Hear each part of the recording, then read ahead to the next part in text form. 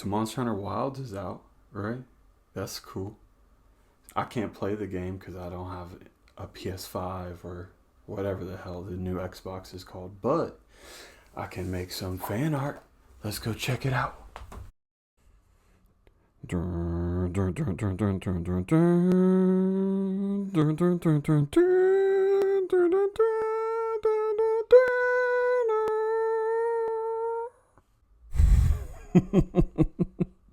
So, was it good?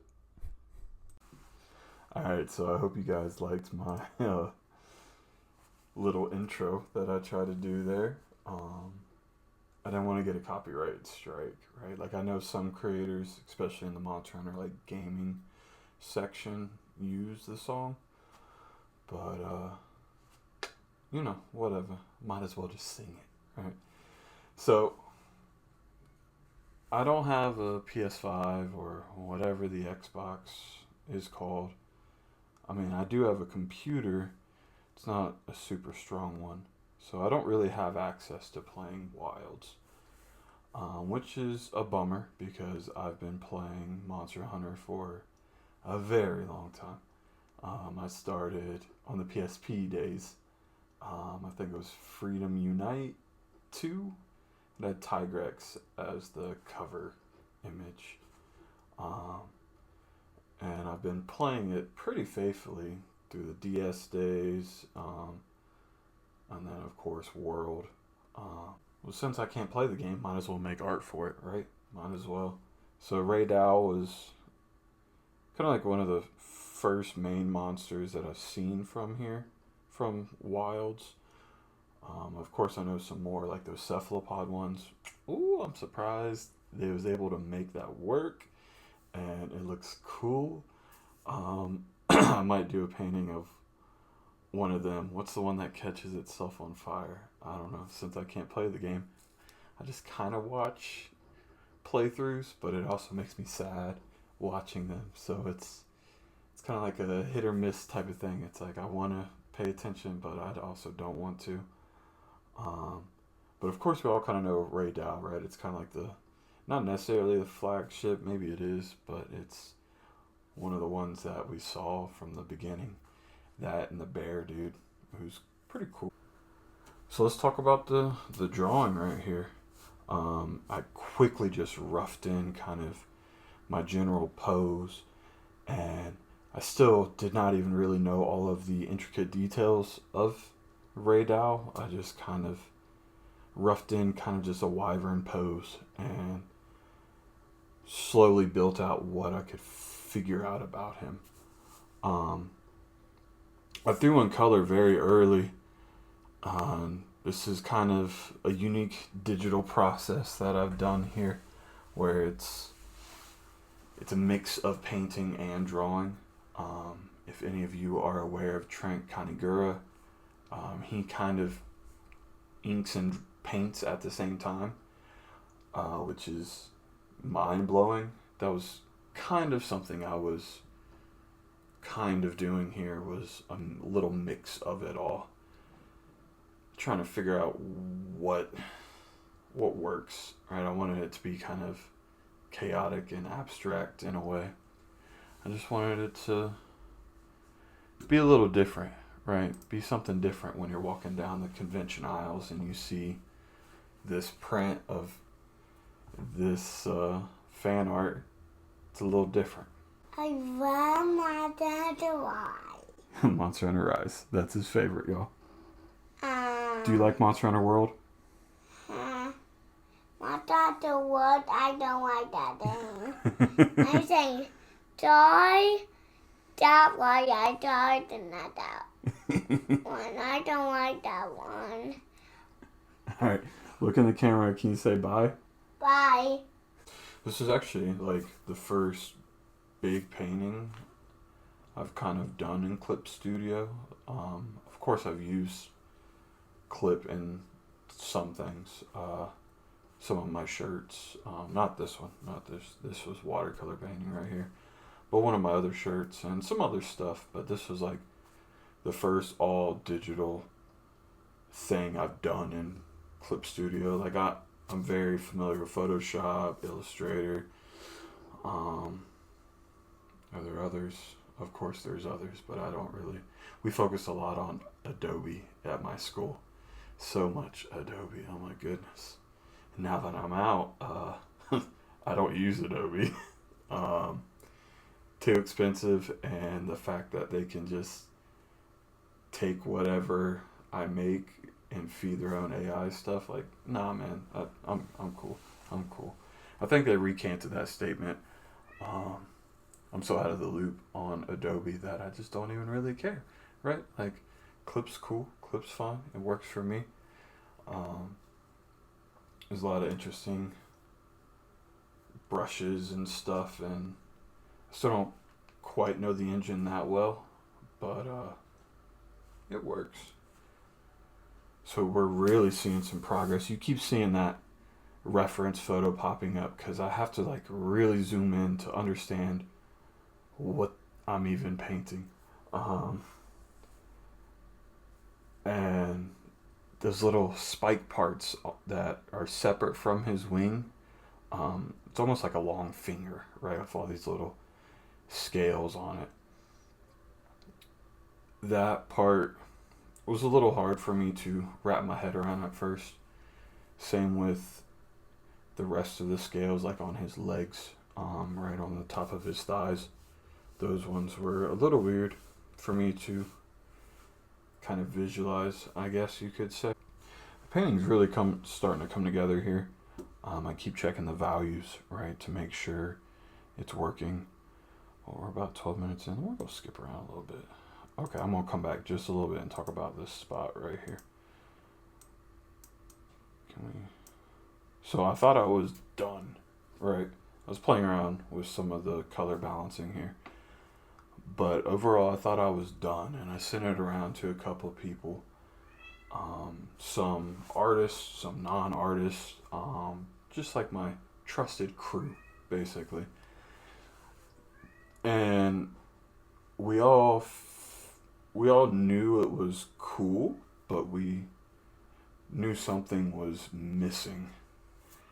And I mean, what's Monster Hunter about, right? Of course it's about the monsters, but then you got the hunters, right? So I should have a hunter in there. So I kind of just roughly shaped in a silhouette and added some land for the guy to stand on. And I went with a long sword. I don't main long swords. Well, I used to, but hunting horn has kind of always been my tool. And I really love what they did with it in Rise. Oh my goodness, they made the hunting horn kind of crazy in Rise. It looks really cool in Wilds, but again, I can't play it. Too broke for that. Right? What? The PlayStation's like $700 something right now. Like, that's insane. Get out of here. I'm good. But hunting horn. I like playing charge blade. Dual blades. I mean, the longsword was the OG for a while for me. But the more I started playing with friends, the more they started getting mad at me for tripping them all the time. And so I branched out. But I played Lance for a little bit as well. That was in 4 Ultimate. Right? Yeah, 4 Ultimate. That was on the 3DS. I've been around playing Monster Hunter. Okay, I've been around. I didn't really choose a specific armor set. Largely because I could have won with the standard like Rathlow set, because there's always the Rathlow set in each game, right? But it was from a reference photo, and I changed it slightly. So I don't know whose armor set it is. It could be a mixed set. I don't know. And the longsword was kind of like that. But I just played around a lot with the colors. As you can see, this work is very colorful. I pushed the color to the extreme and I think I was able to get a good handle on it. All right, let's skip around a little bit. We're still at 8 minutes, right? So what, I added some like aura coming off this long sword now. Not really game mechanic type of thing, like maybe when you got your full bar of longsword, right, that 3rd level, you could say some particles come off of it, but I just want to do it because it looked cool, man. That's what you can do with art, is you can just make things look cool. So that's what I try to do. We're just going to skip forward a little bit because this is a lot. Okay, right here, this is key. Flipping. So for all the younger artists in the audience, flip your stuff as often as you can. I flipped a lot in the beginning of the drawing. I didn't flip too much during the kind of like the block out phase, but towards the end, I'm flipping constantly I don't know what, it does something to your brain. You could stare at the same painting for hours, but once you flip it, boom, you can spot things more clearly. It's like getting a fresh set of eyes. It almost simulates like stepping away from your painting for a day and coming back and seeing it with fresh eyes. That's kind of what flipping does. There's a way to do it traditional too. I'll show you. We got a studio update coming here in a couple minutes. I'm very happy about it. Let's see. I was just playing around with these effects. I think at the end of the day, I still kind of knocked a lot of it back. All right, well, let's bring up so that's that, but let's bring up the actual JPEG of it. Fan art, Monster Hunter.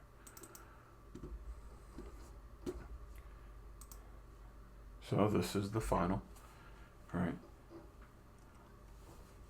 I think my favorite parts, I really love what I captured around the head right here.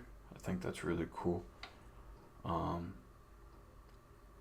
The hunter is just enough, right? Of course I could push more, but it's just enough to get the idea across that this dude is about to fight this giant dragon, right? I think my favorite parts though are just these like color plays right here. Like, look at this marker. It was the marker brush, and I was just playing around with a bunch of layer effects and stuff. So that's how some of this stuff can kind of go in and out of different colors, and I don't know, it's just so pleasing to the brain, right? To your eyes, it's like, ooh, that's kind of cool. Yeah, I love this painting. Do you painting a dragon? So for those of you that have stuck around this far, you're going to get some sneak peeks at my new comic, Toilet Paper Trash. Alright, so I'm not going to show you all the pages. I have 4 more left to ink, but I want to just flip through some of these first couple pages. Toilet Paper Trash is about this kid, Adam, and his dad, Vincent. And of course there's some toilet paper mutants towards the, not really in this issue, but this story really tackles like in stage capitalism and like segregation of species. Right, the rich live above the poor in their own city, and the lower city is full of all these, I've been calling them humanoids. They're animal people, right? What's the technical term for that? Not really furries, because I'm not making sexy animal people. But I've been calling them humanoids. Whatever you want to call them, you can call them that. And Yeah, this comic's gonna get cool, man. I'm still trying to find ways to talk about it how I want to talk about it, so bear with me while you guys are helping me experiment. Right? We've got a lot of tragedy, a lot of happiness, a lot of where's the fight? Oh yeah, here's the fight. Right, I pulled a lot from like Berserk on how he'll make what's his name, Kentaro. He'll make like body parts kind of just turn into these energies to push this idea of a kick. You can see I play around a lot with like these the bandana things. So, you know, I pulled a lot from Afro Samurai with that. It's one of my favorite panels right here. This is Tommy, Adam's friend. Tommy's also the son of the president. And Tommy is a cocky guy, but they grew up together, so they have love for each other. But they're still at odds on quite a lot of things, especially when it comes to humanoids. I don't know if I want to show all this, but you know, how many people are going to make it this far in the video? Not a lot. So you are special, and you get to see this.